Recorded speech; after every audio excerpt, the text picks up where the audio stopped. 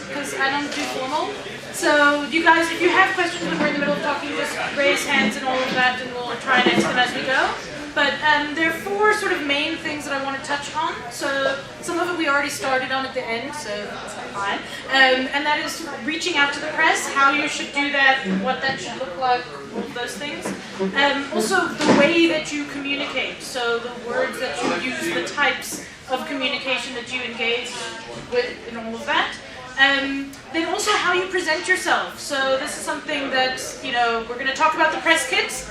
Yay! And all that. And then also having an awareness of what else is going on in the world, which was also touched upon. So I know that a lot of people like to live in a bubble, and there are AAA games out there, and if you release at the same time, you won't get noticed. So I just want to sort of chat about that a little bit. So to start with, reaching out to the media, reaching out to the press. I think we'll start with the ladies first. What has been your experience of how you guys went about it? Just sort of, did you have a database? What was your sort of, did you have a hit list of media that you were looking for? What was your approach? Yes, all of that. So has anybody heard of Northern Lion's YouTube video that he did about how to contact YouTubers, show of hands? Awesome. Google that, memorize it, because it sums it all up. It's really about, he talks about exactly what you need to do. It's consistency, it's having a catchy subject line, summarizing what you want to say in a short, punchy way, being consistent without being aggressive. So yes, I had a database. I contacted press constantly, regardless of whether they replied, and I would always start with, hey, it's Shaz from Free Lives, we're making that game Broforce. Since we last chatted, even if I've never had a response back, since we last chatted, this new stuff has happened. And I would mention what was new, and then just a reminder, Broforce is, one quick line, and all the links, so I made it really, really easy. And I just kept doing that, like, over and over and over until I actually got a response. Awesome. And then just from the press side, since I'll just work my way down the line, some of the emails you've received that worked and the ones that didn't work for you. Catchy, quick, to the point. I don't really want to read a long, winded thing. If your email is longer than the articles that I'm writing, then maybe you should come write for me instead. Something that I can write about. The fact that you've got a game doesn't give me an angle yet. And as soon as I have to go and say, hey journalist, here's a story, but there's no angle, you find one. That's a really shitty task that you've just given a person. So if you know what your product is, you know what that core idea is that's cool, the little mechanic that you think is going to set people on fire, give a little story or say something about yourself, then do it quickly. So because a lot of guys are getting tons of emails, and if they read the first paragraph and they don't know what's cool about it, they might just delete it. And a lot of the guys will just delete it. I delete a lot of emails every day. And then also, you indie, you don't have to do the whole PR speak thing. You can actually say, hi Garth, I'm so-and-so, blah blah blah, this is my game, etc. It's not like, hi user, or dear, to whom it may concern. It's like, what? You're indie, you don't have to do that. I expect the PR company to send me that kind of copy-paste stuff. Take a little bit of time, work at what I do. Please don't say, I love that piece you did on sports games. I don't do sports games, so it's like, that's even worse, because you just took a random guess and now it's like, or get your name wrong. Yeah, that's also bad. And stupid little things, you will not believe it, but there's a reason why editors are editors, is because we're as anal as all hell. If you have a typo somewhere in your mail, there's a good chance that is the end of it. It's like, you've just interrupted all the foreplay right there. And I've gone to take a shower because I'm not, it's not interesting anymore. So have someone look at your stuff. If you couldn't take the time to reread your stuff before you sent it to me, why must I take my time to pay attention to your product? Definitely. And then as well, other ways of reaching out. So there's email, but what ways would you recommend for people to reach out to? There are, basically, if you can reach media through it, reach them through it, with the exception of their phone, usually. Usually that's not meant for that. Although some people love doing cold calls for some reason. It's a terrible idea. Very easy way to piss people off.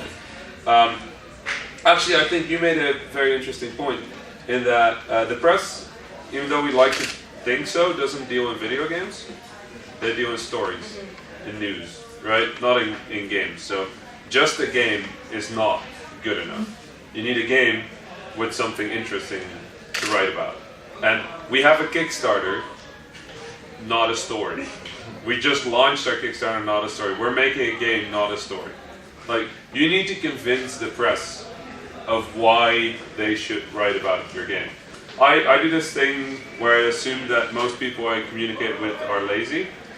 So I actually help them a bit and actually write out a bit of what I would think the article would be like. And write that in third person. Always write in third person. Always write about says Rami Ismail and add a little quote there that they can copy paste. Like, make their jobs easy. Like, we like to think that game developers have a really hard fucking job, and yes, we do. But that doesn't mean that the press doesn't. Like, imagine waking up, grabbing a cup of coffee, opening like your Twitter and your email, and having a whole shit ton of emails of a lot of people that are terrible at writing subject lines. That's my life. Right? And then from those emails, you need to somehow fill whatever you want to write to earn your living or to keep your readers happy, right? So basically just think about what your life would be like if that were the case, and what you would really appreciate if that was your life. And do all of those things. One of the things you could do, which I did when I just started out, was I had no idea what their life's like, so I just tried a bunch of things and just checked what worked.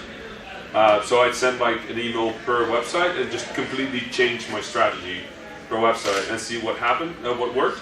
Things that don't work. Writing your press release in a PDF that you zip up and attach to an otherwise empty email that says "see attached" does not work. Even though it might look really pretty, nobody has the time to download that, and they really don't care. B, assuming they care, because they don't. There is a lot of stuff they can write about, probably all of it good and well presented. Just the fact that you did something doesn't make it valuable, as I said before. And the third thing is assume that they want to know your life story, because they probably do not. They want to know if your life story has any significant relevance to the game. And in that case, that's probably not something for the exact first email. The first email should be very, very simple. You open with one paragraph. I like to use maximum of 3 sentences in which you say who you are, why you're emailing them, and include all the relevant information that they might need. So if you're making a video game, that would usually be the name of the video game, the platforms it's going to release on, and if you know it, the price. Right? And the release date, if you know those. And in that first paragraph, you also kind of want to tell them what the hook of your story is. Like, why is this going to be news? The elevator pitch. The elevator pitch, yeah. 3 sentences. Get that thing down. Like, learn this. You should be able to do this at any given time. You should be able, if I manage to like figure out where the hell you are at 3 a.m. and I throw a bucket of ice water in your face and you go, "What's your game?" I want you to be able to tell me in 1 to 3 sentences at any given time, even if you don't expect it. For the press, you need that as well. You need that elevator pitch. You need to be able to communicate the game, the story, and yourself really, really quickly. Who am I? What is the game? Why should you care? Those 3 things in 1 paragraph. After that, you can write. Don't write too much because they'll get bored. And I understand. Holy shit. Because like some of the emails I get, some developers email me and they just go like, "So here's an email," and I get like a book, and I'm like, "That's not an email." So a good exercise, try Twitter. A lot of journalists are on Twitter. If you're asking about other media, Twitter is a really, really, really good one. Also because you only get 140 characters. Good luck with that. And on that with communication and sort of getting your point across quickly, I really want to touch on the press kit idea. So I want to talk about your press kit, but I also want to talk about your site, because you guys have very different approaches, and they both work. So I want to kind of chat about, you know, the different ways that you can present your stuff to the press, because just as a background to what we do, I go to your website, and if I don't know what your game is instantly, I go away. If I have to try and figure it out in a mess of links and images and whatever else, I run away. Also, I need high-res images. I know a lot of you guys are like focusing on making a game, which is awesome, and I want to play that game. But when I need to write about it, I can't put your game into my article. I need a picture or videos or things like that that I can then show what you have. And all of that can be displayed really nicely if you have a nice press kit. So if you just wanted to talk about how that came about or why people should use it. Well, so, like said before, I like to assume that people I communicate with are lazy. And that also goes for the press. And that means that if you give them the responsibility of having to search for images that are good enough for their website, that they will not do that. Instead, they will find the next game that does have that information available. So I used to make a press kit for each game. And the press kit would include a bunch of images, a trailer, a bunch of text, and that was kind of it. And I started to think that being a programmer, I am lazy too, and I like automating things. So I sat down one Friday afternoon and decided to make the best press kit ever. And it would be reusable. So it would display things just on a website. No need to download any files, no need to grab anything. You can just look at it on the website. And then it would present screenshots, it would present trailers, it would present an intro of what the game is, it would present who your company is, it would have all this information that the press could need to write a press article. And I say could. It's not what they always need, it's just something that they might need. If it isn't there, they might just move on, right? So, sat down, I made that, and then I showed Phil Tibetowski, who's a guy who worked on Octodad, and he's like, can I use that too? I'm like, well, okay, I guess I'll have to rework a bunch of it. So then I started thinking about what the press needs, and I started to realize, well, I know to write a short paragraph, but other people don't. So I started like creating these conditions that you need to be able to use PressKit, and then eventually that grew into something that you can download. It's a free tool. You can download it at dopresskit.com. So that's do as in do, and then presskit as in presskit.com. It's free. It requires that you have PHP on a server, so you do need that. Beyond that, it would just basically teach you what you need to have a good press kit. It's being used by I think it had like over 10,000 installations by now, which is kind of ridiculous. But also awesome. Yeah. So it's a good thing about it at this point is the press recognizes it. When they see that a game has a press kit, they will assume that there will be images, that there will be a video, that there will be the text they need, that all that will be there. At that point, it's really just about the quality of the stuff you include. So, one thing, if you make screenshots, please don't take 30 minutes to make screenshots. Take 3 days to make screenshots. So many people go like, I just need to make some screenshots. No, you need to make screenshots to sell your fucking game. That takes time. You know how long I took for Nuclear Throne? We took 2.5 weeks to get 3 screenshots. And every day we just sit there and for an hour just be like, nope, let's put this in there. Then out of like 760, I think we had at the end, screenshots, we selected 5. And that's Nuclear Throne. We took 3 days to do that. 3. Yeah, on that topic, I know for reviewing stuff, what a friend and I did, we knew that there weren't going to be like that the screenshots were out for a game, and we didn't want to use the 6 that have been on every single site and every single magazine. So we set up our computers that every 5 seconds it's going to take a screenshot of what we're doing in the game, and we're going to play the entire game. And then you come back and you're like, hang on, that was a 40-hour game. Why the hell did I think this was a good idea? And you go through all of them, and it's like, I have one screenshot that's maybe cool and it's actually blurry, so I have to go back. Yeah? I just want to add something to that. With DD, we have a huge problem with old screenshots showing up in reviews. So when you use something like PressKit or when you have something like, make sure you delete the old screenshots from your server so that people have to dig them up somewhere else. Otherwise, if they can't find any information, they will use them. Yeah. Look, there's still a chance it will get used. You'll see some lazy websites and things. And then, like, the press have a good laugh when they see other press using really old pictures. Because, like, haha, you're not playing that game. Or, you know, like, you see a review and they're using screenshots from the alpha and you're like, You play? Or if you're really mean, just inject like 1,000 screenshots of the wrong game into your search. That's gonna be awesome. Does nobody else craft their screenshots? Like I get usually all of my game elements in Photoshop and I make stuff up. That's awesome if you can. Yeah, of course that's not. We've done that. Actually, all the ridiculous fishing screenshots that existed when the clone happened are fake. Yeah. None of them were real. They were all thrown together by our artists because the game wasn't close to ready. Yeah. We just needed to communicate that, hey, this is the game we're making, this is what we're trying to do, and they fucking stole it. So all of those screenshots were fake. Okay, just to sort of switch gears a little bit, so you guys had a different approach to your press kit. All the info was there, but what was your sort of idea of how you wanted to get your information across? What was your main focus with your kit? Sure. We actually used the same formula that Rami provided, so I used that as my basis. But because Broforce has gone from being a pre-order game to being on early access, it's a really interesting position to be in marketing because you've got to constantly come up with new stuff. So if we had this stagnant press kit page and I'm trying to get news out of the press, there's nothing for them new to write about. So I've changed it slightly in that I've added more content. There's more trailers, there's a progression so you can see where we went from the beginning and what's new. There's just a little bit more content in there. Okay, so then, before we move on, they mentioned trailers for your game.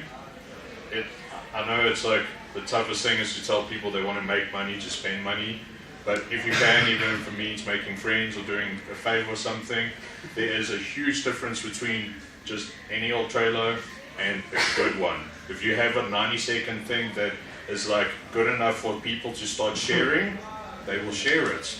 And that kind of viral thing is what you want. And the press is not going to sit and see something that you decided, oh, I'm going to spend half an hour and make a little trailer and think that it's good enough. It's not good enough. Yeah. And it does your game a disservice because this is the only chance you have to show someone that hasn't downloaded your game how your game is going to play. And if you don't show me that it's like super cool action, super cool humor, something really fun that you do with whatever, why are people going to watch it and why are they going to share it? Yes. I kind of learned a lesson about trailers. I've never had to make a trailer for anything I've produced, but I watched a trailer for a car racing game, and it was about 2 minutes, they showed Brown and zombies, and this was apparently their game, Brown and Zombies, and I had the video just running and I was doing something else. And all of a sudden, after 2 minutes, suddenly it's neon colors and driving on the ceiling.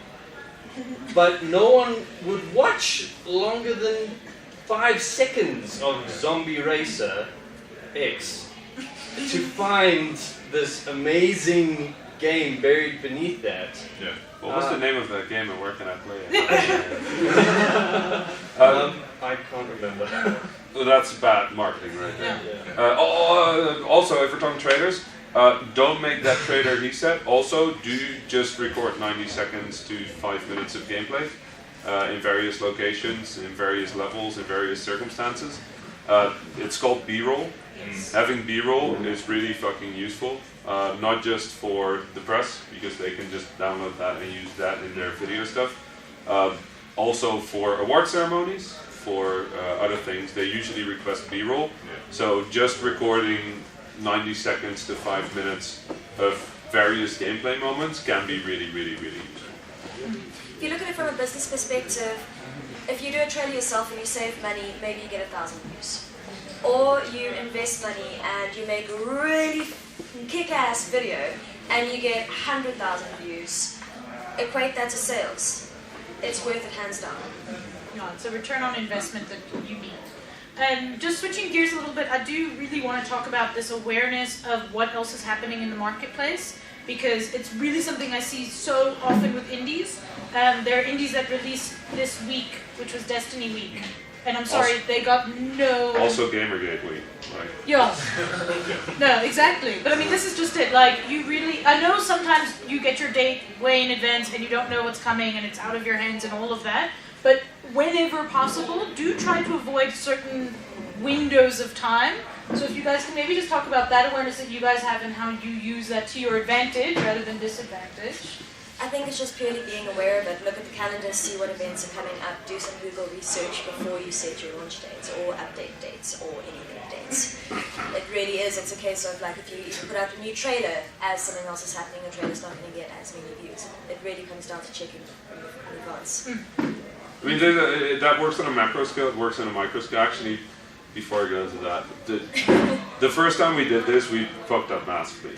Right, we were going to release Super Trade Box and we set it for 20 October 2010 because we thought it would be cool, it would be 2010. There was another game that thought that would be cool.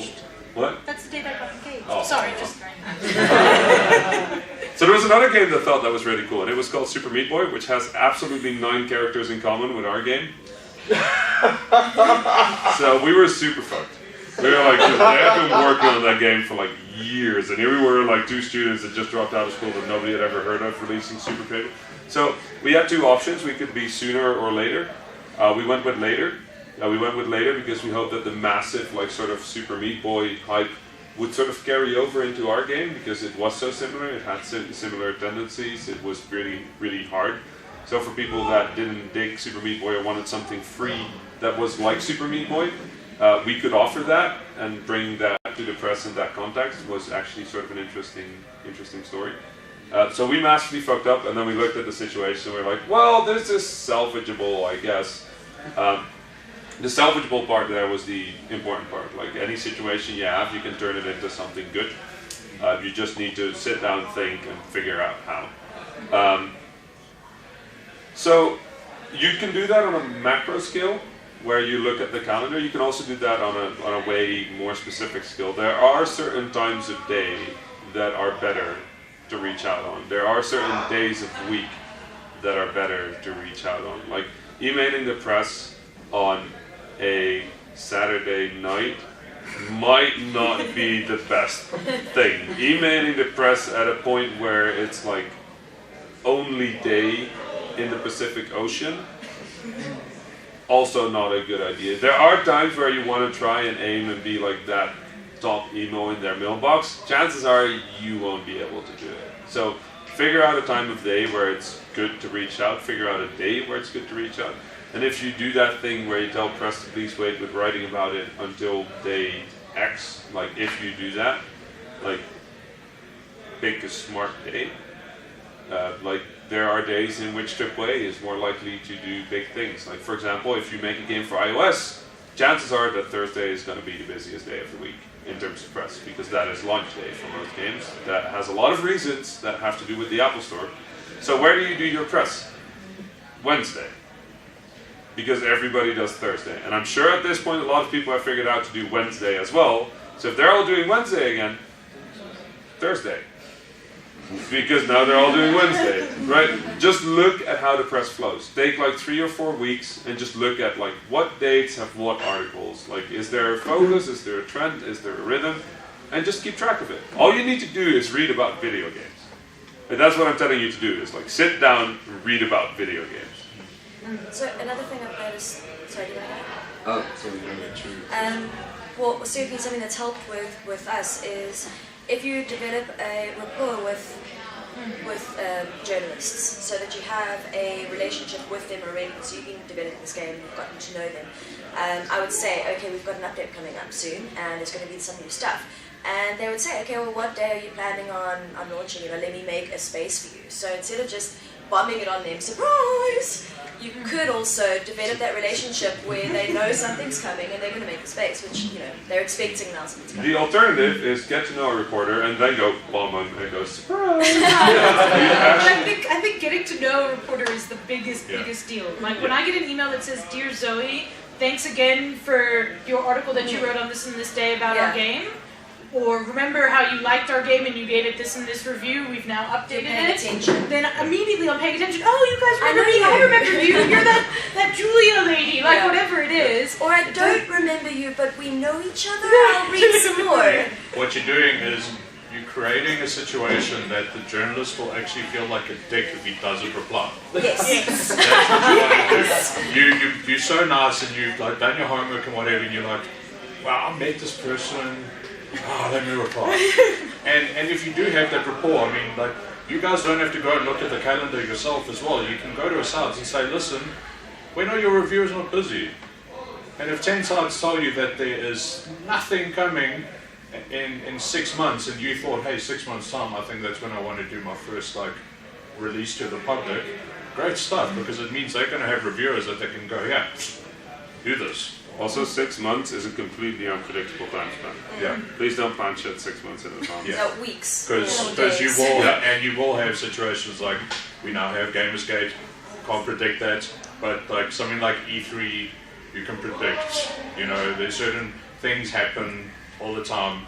It's like if you were to say have come to me now, there was IFA and there was the Apple event. If you had anything that was like on mobile, that I would have just cried if I saw more emails in my inbox, because everyone is throwing out press releases. I mean, like Sony is throwing out stuff from midnight till 3 a.m. They're just sending I woke up emails. with 10 emails Bing, from bing, Sony in bing, the morning. bing. And it's like, guys, if you looked at my site, I've actually written about all of this for you without your press release. Like, go away. But they don't care. And that's why I said that's PR. And they can afford to not care, because they are Sony.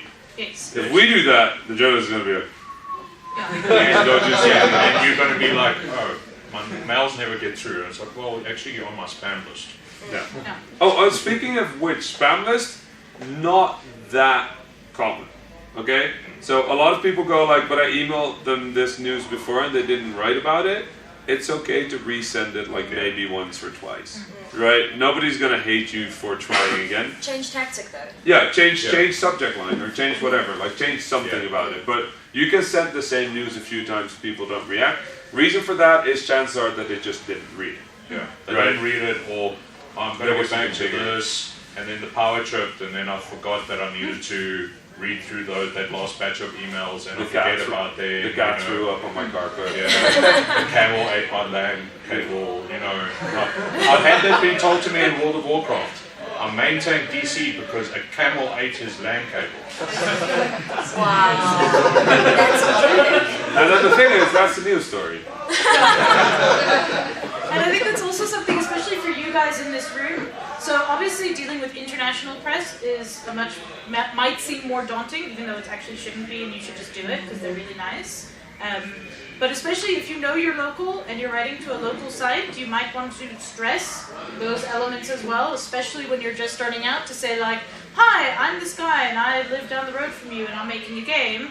Actually, you immediately have a thing of, well, we're trying to support local gamers, so let's write about this more often and all that. Sorry, there's a question that, yeah. Sorry, just speaking to that, in terms of Broforce, a lot of South Africans, even the South Africans that are actively playing indies, don't know about Broforce. It doesn't really serve you to try and appeal to them on those grounds, saying that this is a local game, because most of the time they don't actually care. They think it's So yes and no, the press does care. That's important. And that's who you're trying to convince. You're not trying to convince the audiences here. That's like the press deals with the audience. We don't deal with the audience at that point. Like we do deal with the audience outside of the press, but here we're trying to convince the press. Also, for the first, actually we still do. I always start every press release we do with Dutch Independent Studio Vlaanderen. It's 4 words. Dutch Independent Studio Vlaanderen. It's 4 words, and it perfectly summarizes who we are. By now, Vlaanderen has a lot more meaning. But at the start, actually, the word Dutch had a lot more meaning, and not because everybody's like, "Whoa, they're from the Netherlands." It's like, there's game development in the Netherlands? Oh cool, an underdog. We like underdogs. Let's write the underdog story. So writing South Africa, probably a good idea. Because there's going to be like, oh, South Africa. Cool, what's happening there? Probably nobody else reporting on this stuff. Yeah. So I just want to let you answer that question as well, just because. Sure. Yeah. So my emails always start with, hey, it's Shaz here again from Free Lives, Cape Town, South Africa. So there's always that instant thing. As to whether it's worth it, our policy has always been like, it doesn't matter. It doesn't matter how big or small the publication is, you pay attention to them and they will pay attention to you. So whether you're this tiny South African publication or this massive international publication, you get the same amount of attention. And it's worth it. On the South African thing, I had lunch brought for me by John Romero and Brenda Romero because we went up to them because, take the opportunity when we see it, right? And said, oh hey, we're South African fans, really pay a ton of this, we're working on this game, etc., etc., etc. half an hour later, there's a tap on my shoulder, and like, I was like, hey, you want to get some food?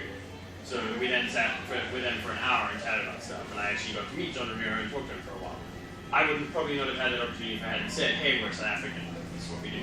They wanted to ask us loads of questions about what was going on in the country and how the game scene worked there, etc. So Yeah, use the South African angle. Yeah, you like to think that South Africa is just, it's just South Africa. For most people, it's like, holy shit, South Africa. Was it like a 12-hour flight here? No, do you know how often I was asked that? I got into so many behind closed doors briefings at E3 because I'd be like, I flew 23 hours to get here. And they're like, come on in. It works. It works. It honestly does work. It's a universal thing. I shut up a room full of journalists when I told them I was from South Africa, and suddenly everyone stopped talking about Call of Duty to ask like, what's the crowd like? I do what? Stuff like that. People are interested, they want to know, and then you, like, after half an hour, I met some people that then showed me around most of LA, because they thought, hey, the South African dude's got some pretty cool stories to tell, and a lot of them were like, that's so awesome, can you tell us where we can go tour, because crime isn't as bad as we think. It's like, our media says that you guys are like fucked up and killing babies. It's like, well, that's happening, but it doesn't mean you can't visit. We see you guys are fucked up and killing babies too, so yeah. Okay, we've got another question over here. My question is slightly off topic, so it's me. I've seen a lot of people write about how indies should market earlier. And this is something that I've seen repeated again and again and again, like that there's almost like that people often ask people that are successful about marketing, what's one thing you think you could improve, and the answer is often market earlier. But I'd argue that like there's also there's some point when there isn't, if you just have a concept, it's not necessarily worthwhile. Yeah. And also there's a certain, like at that point or early on, you might be spending more time on marketing than later on once you have a more polished product.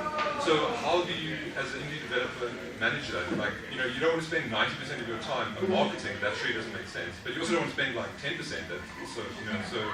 Just to start, sorry, I just want to say one thing first as well, because I have a very strong opinion about this, whether it's to indies or AAA. If you start too soon, you lock yourself into something that actually might not work. So please wait until you know what your core game is before you start marketing. Yeah, that's basically it. As soon as you know what you're doing, as soon as you've defined what it is, and you've got something to show, and you can show that works, that's when you start marketing. Even if that's very, very early. Yeah, and I mean, you can see the failure that they had with doing it too soon in AAA with XCOM. They said it was going to be first person, and then everyone was like, oh, we don't want this game, and then they had to go back and be like, no, it's going to be third person and this and that, and it actually led to quite an okay game becoming a complete flop because it actually just, no one knew what the game actually was anymore because it was so confused in the marketing. And the sort of second part, how much time? So it depends on how long your game is going to take. Basically, as soon as you have something that has a core and you can communicate that core through the game or through any means that work, that's when I start marketing. That has meant, and I think we're like sort of stumbling on a very narrow definition of marketing. I think because you can market stuff before there's the game. Like we worked on branding, for example, which is also part of marketing. Developing a report with reporters, with press, is always good. Like I've shown Nuclear Throne when it was Wasteland Kings and it was shit. I've shown Luftrausers when it was basically just a tumbling airplane. The journalists just be like, hey, we're working on this thing now. Hey, look at it. It's like it's an airplane. Yeah, it doesn't do much yet. But there's gonna, it's gonna be like explosions and shit. And, I'll get back to you when I'll get back. But it feels nice, right? Yeah, it feels good. Yeah. Okay. Cool. Yeah, I'll get back to you. That conversation. So start marketing as soon as you can. I think also just to try and give you a strategic idea, because I do this because even as press, I also have to do marketing and I also have to reach out to people and have social skills and all of that stuff as well. And what I find is I make myself a day, and if I haven't followed up with someone by every second Tuesday, and I know I'm supposed to be keeping up with them regularly, I actually have a reminder in my calendar that says, follow up with this awful person you hate, because he's going to crap on you if you don't. So just send him another email saying, just touching base. how are things, blah, blah, Oh, blah. yeah, reminders are good. Reminders in your calendar. Just do it, because then you don't have to think about it all week. You can actually just do your stuff, and then this reminder will come up on a Wednesday at 2 in the afternoon. You still haven't phoned this guy you hate. Okay, cool. Let me just do that quickly. So I have a spreadsheet similarly, but I have like over 100 press on my press list. So like once a month, I have a reminder that pops up. It's time to do that thing that you hate. Which is update the list. Yeah, and then I'll go through and check. So obviously during the month I try and record who in my press list has posted something about the game, and I capture it there. So when I'm typing, I'll have like a general template, refer to my thing. Okay, so they posted something on this date. Hey man, hey lady, thanks for that awesome thing you did. Since we last chatted, this is what's new or whatever. So there's that constant flow. But it's worth saying, like, if you don't have a lot of news, then it's not about pushing for an article, it's not about pushing for press, it's about staying in contact. So, just letting you know we're still working on this thing, here's just a quick, and then you don't put a lot of content. Here's a quick picture of this new thing. We'll chat to you soon when there's something new. Yeah, and also please, it takes you 2 minutes. Yes, I'll 1 minute. Danny, can you jump up and down so we notice you? But another thing, and it takes 2 minutes and it makes a world of difference. My boss is an asshole. I love him, but he's an asshole. And he will readily say to me, here's some indie hipster twaddle for you, and forward me an email if it comes to him instead of me. Because he does not deal with indies. He thinks they're all trash. Then I give him indies that I like. He's like, this game is awesome. I'm like, I know, but it's indie hipster twaddle to you.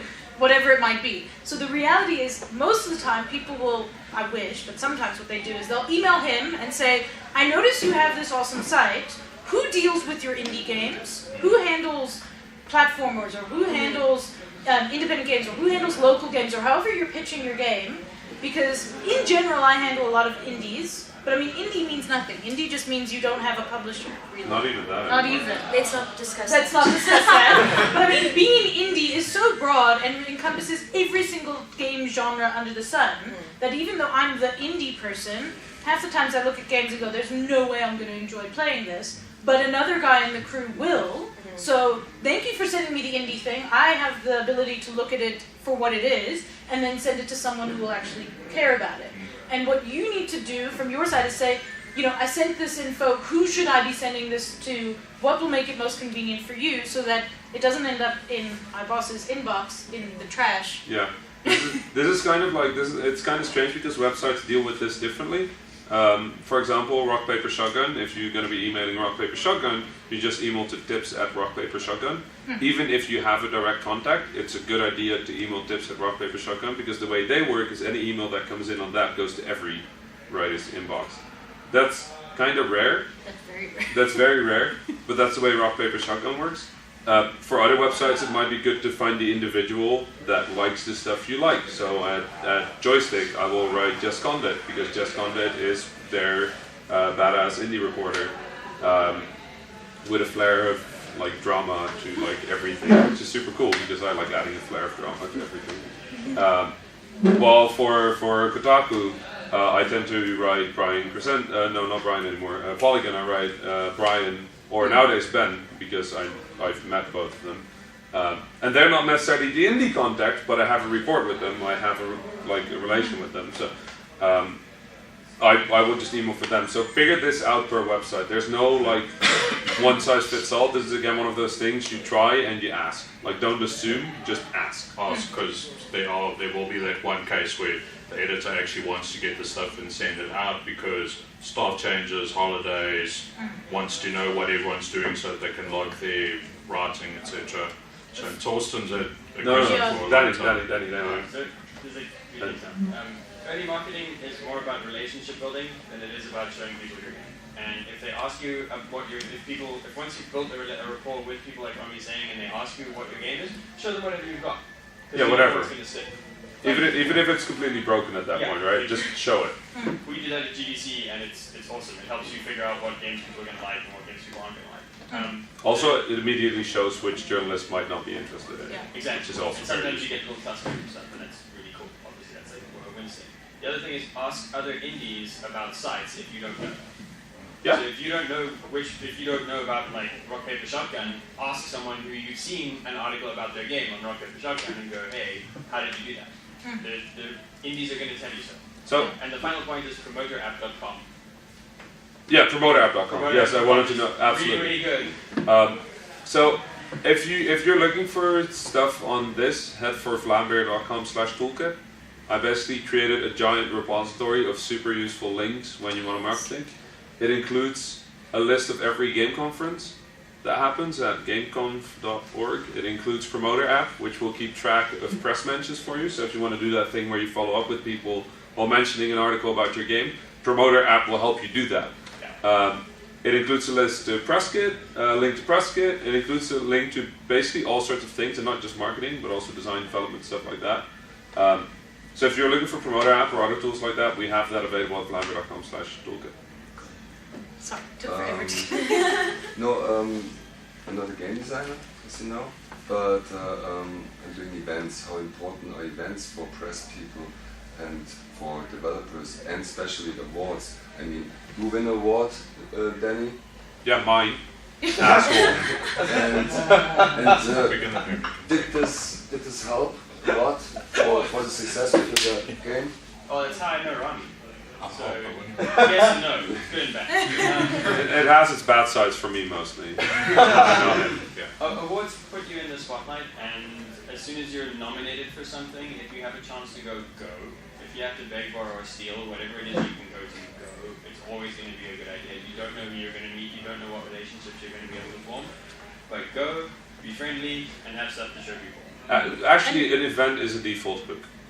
That's basically it. If there's a journalist at an event, the fact that they are at that event is the hook for the story, right? So an event, always good. I send my game to every possible event I can find. Every free one, I submit by default. I submit to like ridiculous. I submit to like the. Is David still here? I submit to like rest left field, even though our games are completely not left field. But like he could see something left field in there, and I'm not going to decide that for him. He runs the event, so I just submitted to that as well.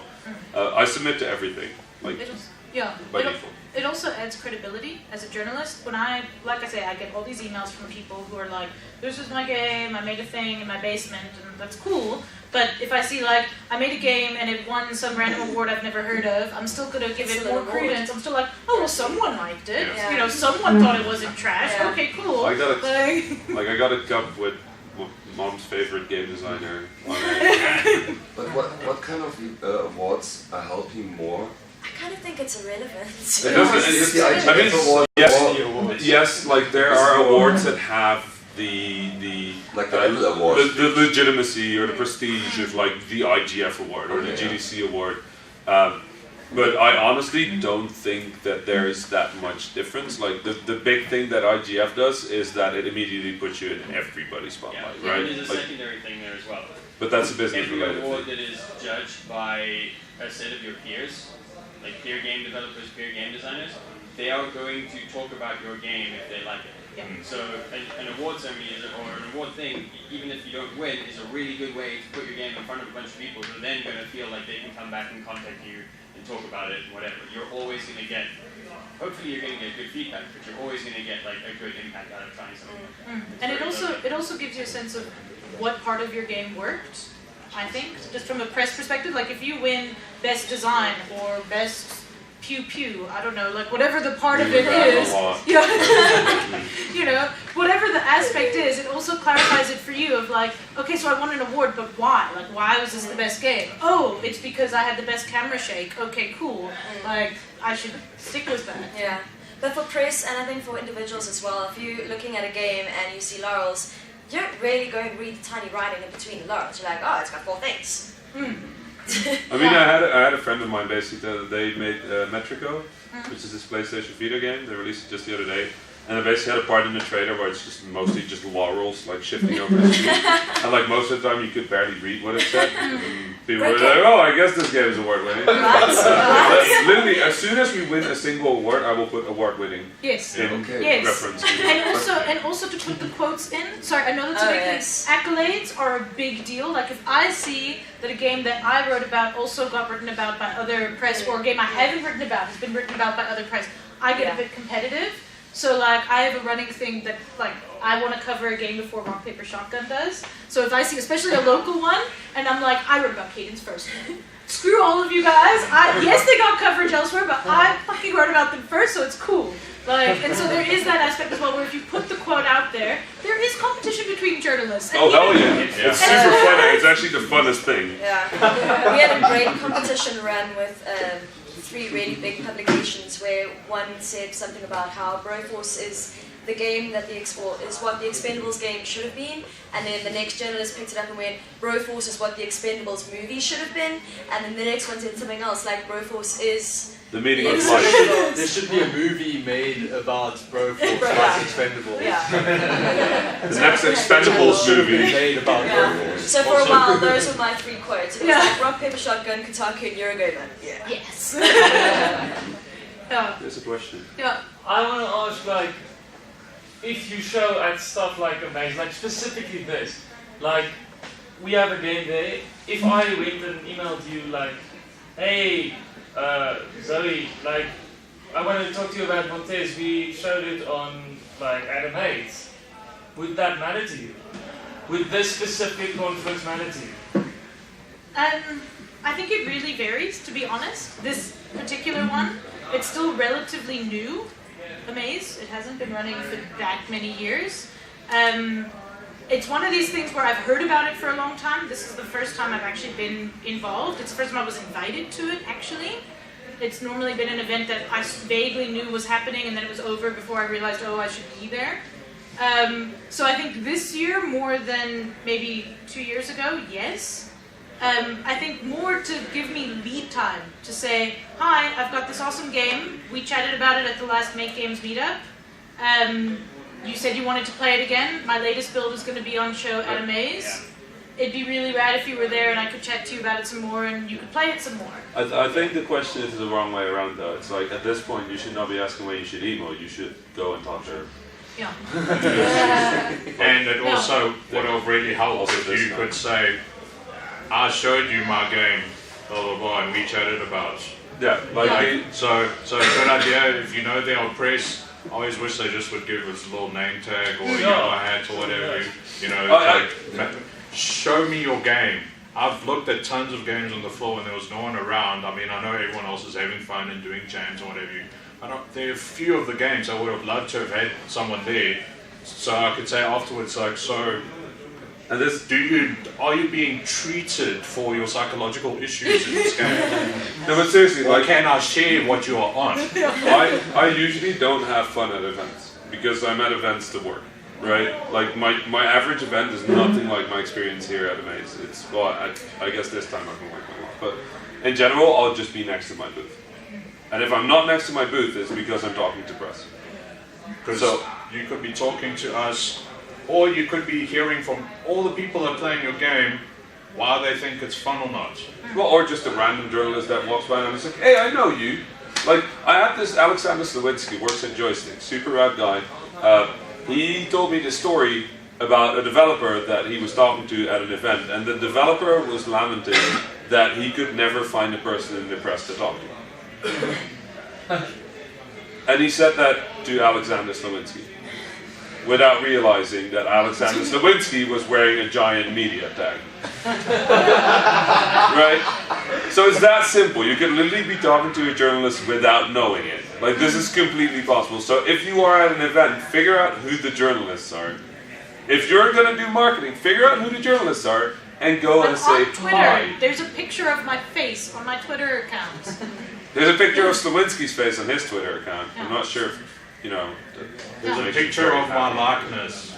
But I mean, it's also a thing, like, I'm very openly attending every single Joburg Make Games SA meetup event. I go every single month because it's 7 minutes from my house. So I go mostly because it's convenient and also because I like you guys, so it kind of works out for me.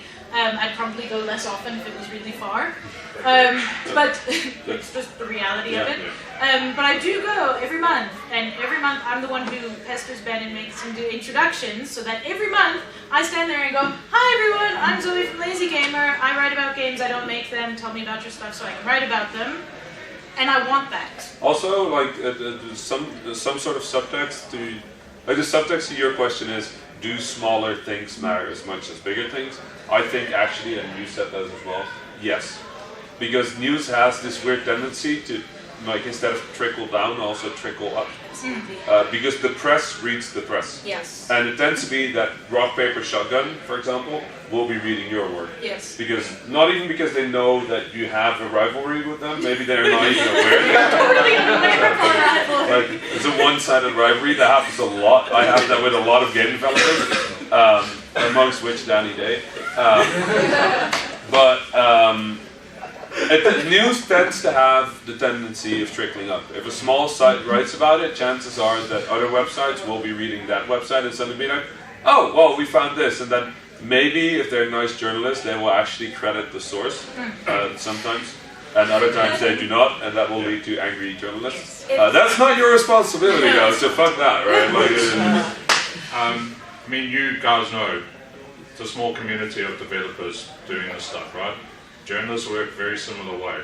There's 12 of us in the country. They talk to each other, we see each other at all the events, and it's like, God damn it, can't you just like get a haircut? Or I don't I want know to what see you every this journalist, month, which or beer whatever. every journalist prefers. Yeah, there are some people that you wish you don't see. Like you're saying, doesn't matter if it's a big event. How's this for subtext? Yesterday I was at an executive breakfast with the Swedish gaming delegation, and they asked a question saying, what can everyone in this room do one small little thing to help gaming grow in this country? And I opened my big mouth because I'm pretty good at doing that, to put my foot in it. And I said, well, I challenge all the media here because there weren't that many, and I said, well, you know, what are we doing for our local gaming? Are we covering it enough? Are we covering from the right angle? And I asked that to Nick, I asked that to Handy, and I said, you know, are we doing enough? And please, throw stuff at me. Because I want to see a change. Not you know? shoes or something. Yeah, please don't throw shoes at me. Because I'm sitting here as well. Unless they're size 12. But size 12, yeah. No, but actually, sub point here, journalists talk. Yes. They do. Like, not just in the same publication, like journalists is an industry, very much like our industry. And they're separate industries, even though they have overlap. Don't ever think that they're the same industry. Like the press deals in press, we deal in video games. They're a separate thing. There's a lot of overlap, but they talk amongst each other. Yeah. That means that if you are a giant asshole We know. to one of them, they will know. And they will make jokes about you and write, well, probably just not write about you, because they don't think that's worth it. That's just when the game is great. I've been reading Gamersgate. No, even if this game is Even if good. the game is great, if the developer is an asswipe, and if I know, like personally, I know about like a developer who came to an event and was really like just horrible to a bunch of press people, and we were all just like, well, screw him. Like, I'm sorry, the game is cool. When it launches, I'll do a cursory article like, hey guys, there's this game. But I'm not going to be excited about it, and I'm not going to like sing the praises of this article. I'm going to be informative and say, this new game launched, if you like the most awesome things ever, fine, buy it. But realistically, the guy was actually an asshole and said mean things to me. You know what I mean? Like, that's the reality of it. We take it personally.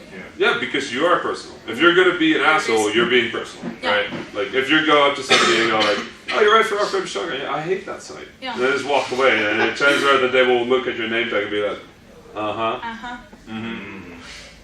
let's see what we can write. Just another question. How is the press following people like maybe Rami when he's kind of pointing out some games? Look, I follow a whole bunch of people on Twitter. I believe in passive research. So I do. So I have Twitter and I put people in lists, and when I feel like finding out about cool things, I go to like my little indie list or my developer list, and I go and I read, you know, whoever it is that I'm following that's talking about cool things. Again, a timing thing. If you tweet at the time of Pacific Ocean daylight, then nobody's going to read your tweet. Yeah, I'm not reading your tweet. It's not happening. But also, I really am a big fan of people reaching out to me directly. One of my best experiences was actually I wrote a review for a completely different game, and an indie wrote to me and was like, "I'm doing a game that has one element that's similar to the game you just gave it 9 out of 10.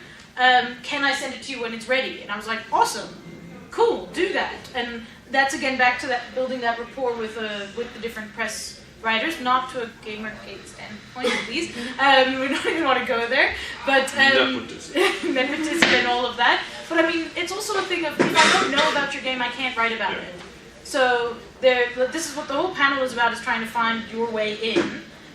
So yes, I do engage in passive research, but my best form is I do get many emails every day trying to tell me about new games. So unless there's something that grabs me, I do. So again, this is the thing. This is why every time the name of your game or the name of your studio is on the internet, you are winning, because it's that much more likely to be picked up by somebody else, by somebody else, by somebody else. Gamergate was super great for that, actually. We got in the middle of a bunch of controversy, and people decided to make this giant poster of studios that they were boycotting. Yes. And Flambeer was one of them. And I got so many responses from people in the press just being, have you seen that? That's kind of special. Why are you on the list? We had a sales spike of about 130% on that day. So boycott harder, please. It is important to note that. Also, that thing where they say all publicity is good publicity? That's bullshit. Okay? Even though we said every time your game is on the internet, that's good. Yeah, that's not always true. An article about how shit your game is not good for you. I'm not going to win you lots of brownie points. All about that. I met so and so, and he's a real prick. Yeah, also not good. Because without going to Gamergate or whatever, writing articles and stuff is also my passion. A lot of the people that do it, if you go talk to journalists, they're not actually earning a lot of money. A lot of them are actually doing it for free, for experience and stuff like that. It's a thing. We do it because we love it. I love games. I love tech, and I love words. And this is, don't forget that this is true for people in the press. They are doing what they do because they love it as much as we love making games. So if you see don't be an arsehole to a person, or also you were saying how you saw, so and so wrote a post, thanks for writing that. Most people, that's what they live for, that's their currency, is having that one person in the dark that said, hey, I saw you wrote about me and I love you. And that keeps you going through all the next 10,000 negative comments, because you got one person that always say thank you. That said thank you. Yeah, and that means it. And that's a big thing for me as well. Please and thank you. All those manners that you learned as a child, spell check your emails, say please and thank you. It sounds really commonsensical, but the reality is the amount of times that I get emails like, here's my stuff. And I'm kind of so? Where's it if your expectation is that because you send it, they should write about it, no. Not even close. If you send it, they should probably ignore it. That's the reality. But if you say please and thank you, you already kind of go up a level, and if you're well written, and you write me a really nicely worded email that I go kind of cool, this sounds interesting, that will get you... We're not, this is not anybody telling you to suck up to the press. This is literally just saying, be a decent human being. Think about what their life is like, what you would expect from somebody when they would reach out to you out of the blue with the expectation that you would help them.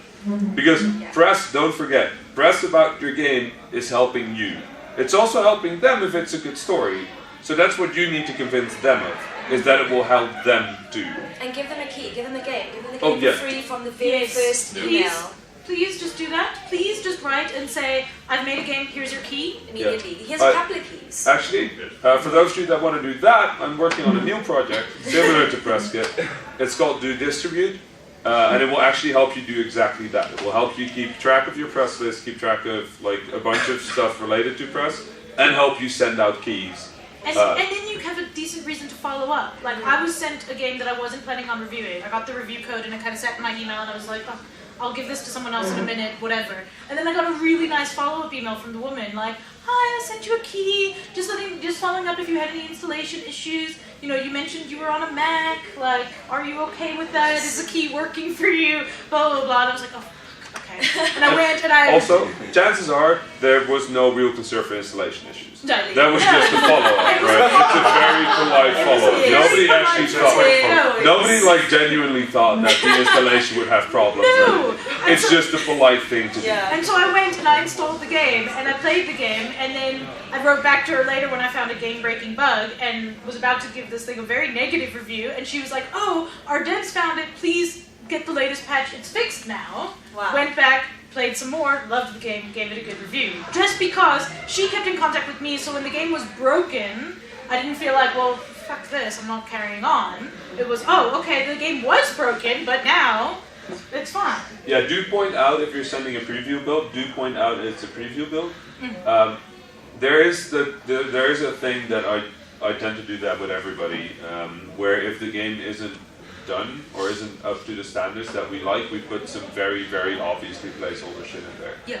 Just to be like, listen, this is placeholder. Like, please realize, like, we just put like a shitty, like, one of the characters will have a placeholder image, and we'll just say, like, dude, as you might note, you know, a bunch of stuff's still placeholder, and we're still working on it. Like, please keep that in mind. If you have any questions about whether something is intended or broken, just let us know.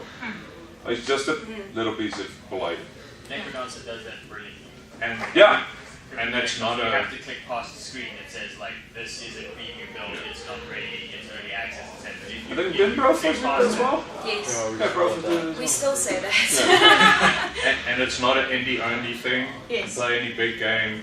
We're pretty used to seeing those placeholders. The ones they put in Blizzard are pretty hilarious. I actually go looking for them to see, because they're like kind of like Easter eggs as well. And you try to get screenshots, not to put in your article, but to show the other journalists, like, wow, look at what they're doing, because it's a little joke pulling the piss of someone else. My question, Rami, when are we getting access to your distribute? So if you want to get access to Do Distribute, you can get that by walking up to me and asking for access to Do Distribute. It's currently in beta, which means that it's not 100% working on all systems. What is working is the key distribution. So if you want to distribute keys, you can do that. I'm working on the press validation system that will give press that are verified like a little check mark so that you know that you're sending it to them. With YouTubers, please do note when we're talking about YouTubers, a lot of people will pretend to be YouTubers. It's a very, very common problem at the moment where people just say, like, I'm the manager for PewDiePie and I would love to play your game. And it's like, I know, Felix, and you would never send this manager, but I happen to know that. So be very, very careful. Like, if you get a request for a preview build, always check. Always check who they are, always ask what their publication is. Like, unless you know this person and it's coming from a verified domain, unless somebody from Kotaku is writing to you and the email address is like lplunkett@kotaku.com, unless that is the case, always check. Because there have been really, really good attempts at like getting a game copy of Luftrausers before we released it, and I had to catch myself for like sending it just in time before I realized that this is somebody that might literally just put it on Pirate Bay. Yeah. It's super annoying. Yeah. And I think also one more thing to add to that as well is if someone asks you for money for coverage, just say no, please. Please, I'm serious. Like, there will be people who will be like, I want to do a YouTube Let's Play of your game and you can pay me this much money and I'll bring you this much.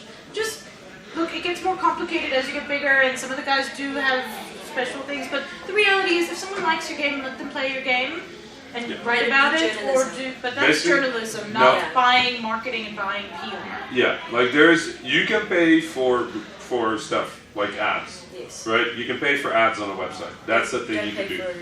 Paying as a developer for writing is not what is appropriate. Like, that is not even appropriate. That is like, that's a very, very clear like conflict of interest right there. If you go like, here's money, write about my game. Like, you can like, and on iOS, if you do an iOS game, by the way, like, it will just seem normal because every fucking website will do that. You'll note that the biggest ones actually do not. And that's why they're the biggest ones. That's why they have to reach, because people know that they can trust them.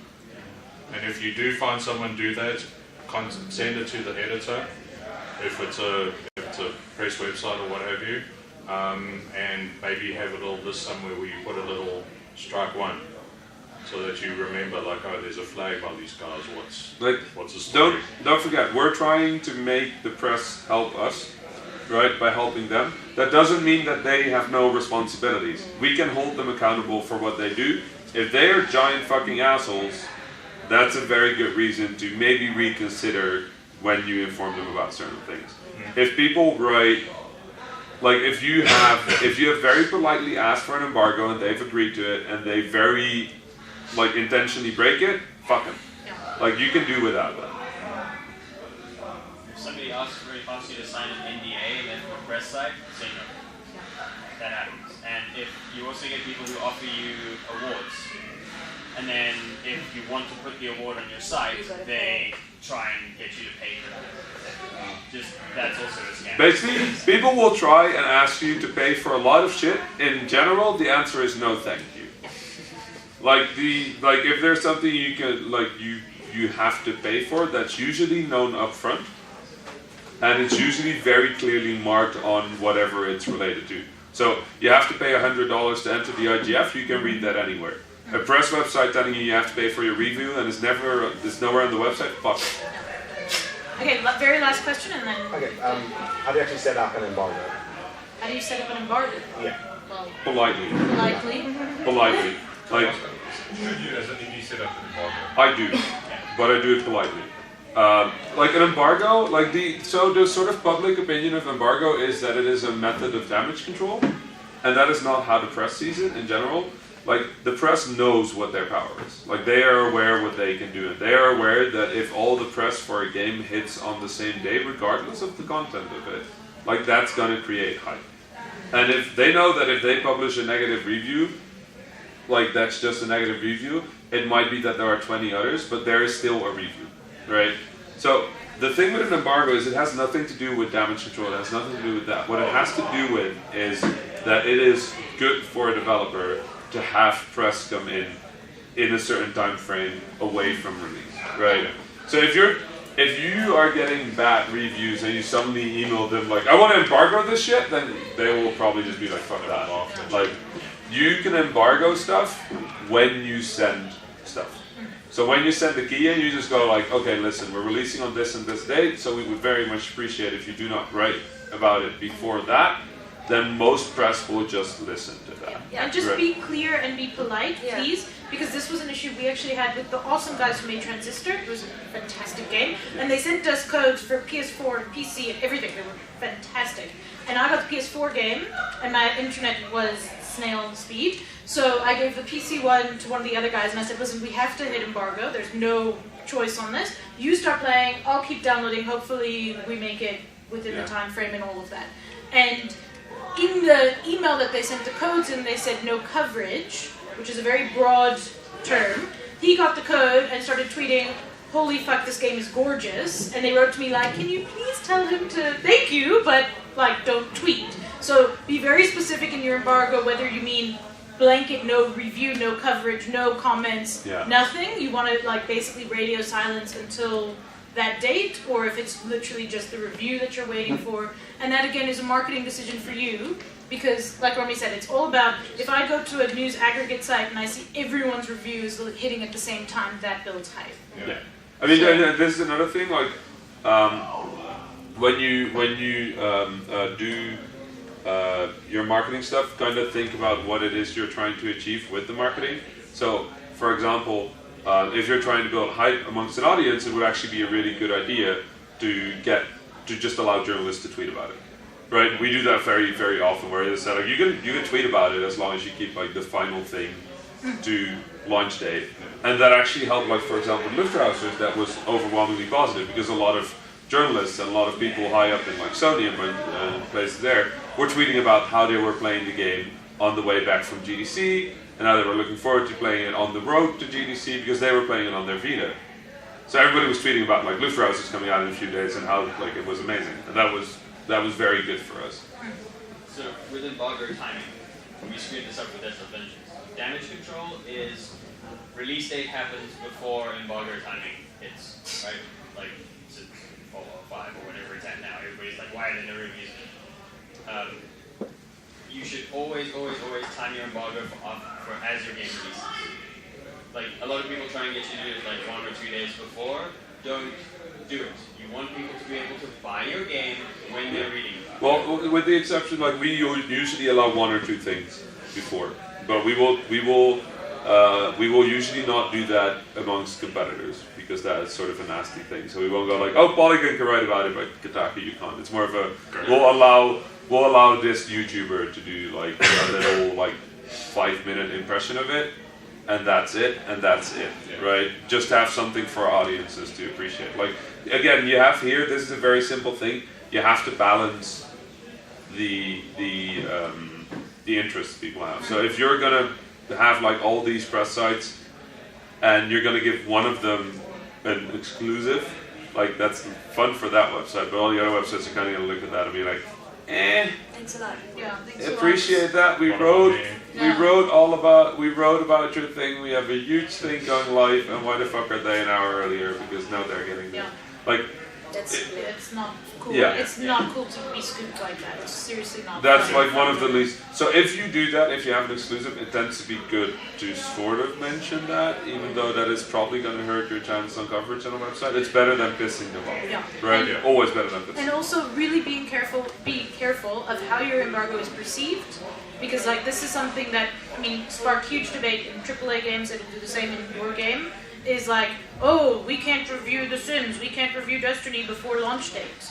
This means the game must be crap. Yeah. And that's the automatic expectation. If I can't review it, if I don't have my copy in my house to play before you ship the game, I'm gonna assume that you're actually ashamed of it and kind of like, don't really buy this. And send your review copies with a large lead time. Yes, like please. Please give the press time to play your game. Like this, if you had sent it 3 weeks ago, chances are that a lot of people in the press still would have had a rough time having to play it right now because there's a bunch of stuff happening right now. Yeah.